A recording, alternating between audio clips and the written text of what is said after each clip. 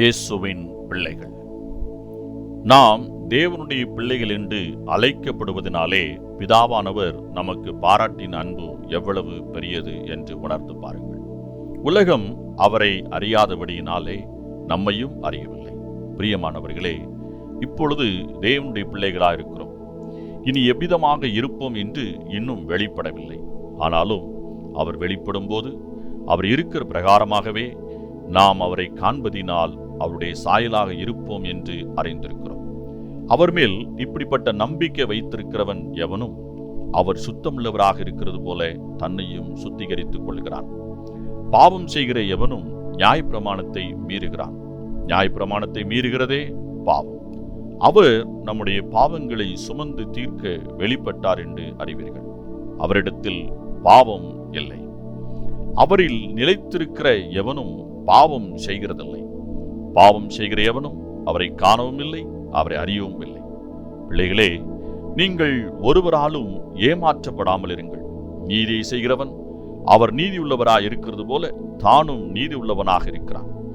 பாவம் செய்கிறவன் பிசாசினால் உண்டாயிருக்கிறான். ஏனென்றால் பிசாசானவன் ஆரம்பம் முதல் பாவம் செய்கிறான். பிசாசினுடைய செயல்களை அழிப்பதற்காக தேவனுடைய குமாரன் வெளிப்பட்டார்.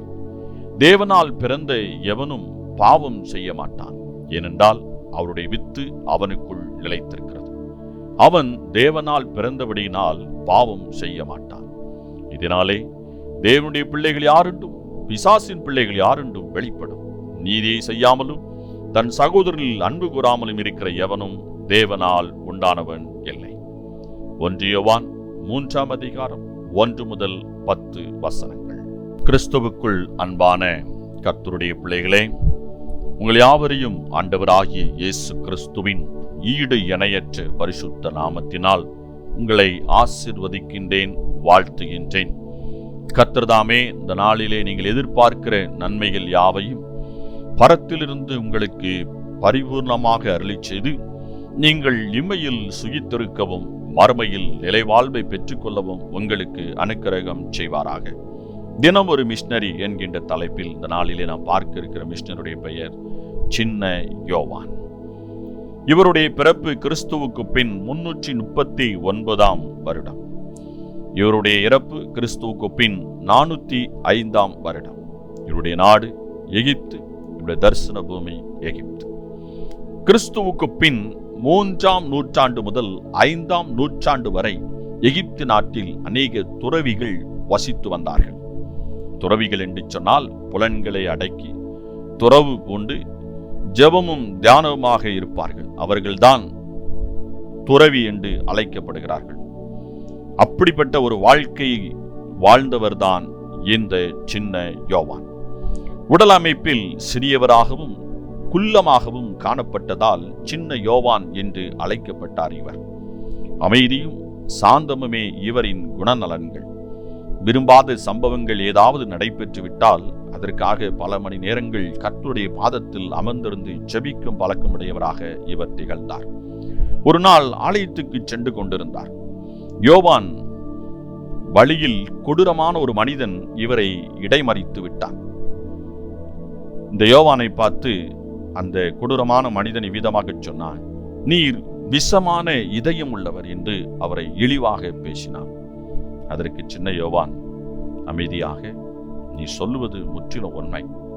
ஆண்டவரின் முன்பு நான் ஒரு நீச பாவி. நீ நினைப்பதை காட்டிலும் அதிகமாகவே என் இதயத்தில் விஷம் இருக்கிறது என்று சொல்லி அவனுக்கு மென்மையாக ஒரு பதில் அளித்தார். அந்த பதிலை கேட்டு அவன் துக்கமடைந்தான். கிறிஸ்துவின் போதனைகளை பேசிக் கொண்டிருப்பதை காட்டிலும் அதை வாழ்க்கையாக வாழ்ந்து காட்டினார் இந்த சின்ன யோவான். உலக பற்றி சிறிதேனும் இல்லாதவராக இவர் வாழ்ந்தார். கிறிஸ்தவ பக்தர்கள் எப்போதும் விழித்திருக்க வேண்டும் எனவும் கடவுளை பற்றிய எண்ணம் அவர்கள் உள்ளத்தை விட்டு ஒரு நிமிடமும் பிரிந்திருக்க கூடாது என்பது அவரின் கொள்கையாக காணப்பட்டது. மக்களுக்கு சேவை செய்வதையே தன் எண்ணமாக கொண்டிருந்த இவர் அநேக சீடர்களை உருவாக்கி அவர்கள் மூலமாக கிறிஸ்துவின் அன்பை இந்த உலகம் அறிந்து கொள்வதற்கு செய்தார். அன்பரே, உங்கள் நற்குணங்கள் பிறரால் போற்றப்படுகின்றனவா? சிந்தித்து பாருங்கள். கடவுளின் கிருபைக்கும் அன்புக்கும் அளவே இல்லை என்று சொல்லி சின்ன யோவான் திருவலம் பற்றுகின்றார். அருமையான கர்த்தருடைய பிள்ளைகளே, தன்னை பற்றி இல்லாத ஒன்றை சொன்ன பொழுதும் அவர் பொறுமையாக, நீ சொல்லுவதற்கு மேலாகவே நான் அப்படிப்பட்டவனாக இருக்கிறேன் என்று சொல்லி மென்மையான பதிலை கொடுத்தவர் தான் இந்த சின்ன யோவான்.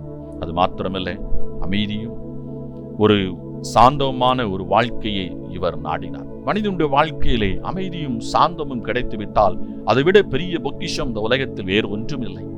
நாம் அதை நாடி தேட வேண்டும்.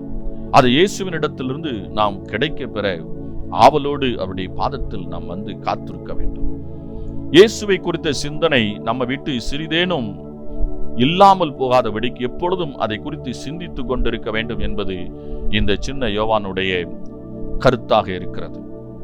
ஆகவே நாமும் எப்பொழுதும் எல்லா நேரங்களிலும் கிறிஸ்துவை நம்முடைய கண்களுக்கு முன்பாக, மனக்கண்களுக்கு முன்பாக எப்பொழுதும் நிறுத்தி வைக்க வேண்டும்.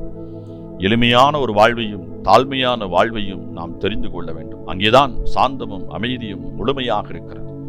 ஆகவே அருமையான கர்த்தருடைய பிள்ளைகளை, நீங்களும் இப்படிப்பட்ட ஒரு சின்ன யோவானை போல அமைதியும் ஒரு சாந்தமான வாழ்க்கையை வாழ நாம் கற்றுக்கொள்வோம். அது மாத்திரமல்ல, இவர் அநேக சீடர்களை உருவாக்கி இயேசுவின் அன்பை உலகத்திற்கு அறிவித்திருக்கின்றார். அதே போல நாம் ஏதாவது ஒரு விதத்தில் இயேசுவின் அன்பை இந்த உலகிற்கு எடுத்துச் சொல்வோம். அதன் மூலமாக அநேக இயேசுவினுடைய நன்மைகளை, ஆசீர்வாதங்களை பெற்று இம்மையில் சுகித்திருக்க முடியும், மறுமையில் நிலைவாழ்வை பெற்றுக் கொள்ள முடியும். கர்த்தர் தாமே உங்களை ஆசீர்வதிப்பாராக. இந்த நாளின் தியானத்துக்குரிய வேத பகுதி யோசுவாவின் புஸ்தகம் 3-4 அதிகாரங்கள். ஏசாயா 9 அதிகாரம், 1 தெசலோனிக்கேயர் 5 அதிகாரம். இந்த வேத பகுதியிலே வாசித்து கர்த்தருடைய ஆசீர்வாதத்தை பெற்றுக் கொள்ளுங்கள். கர்த்தர் தாமே உங்களை ஆசீர்வதிப்பாராக. ஆமென்.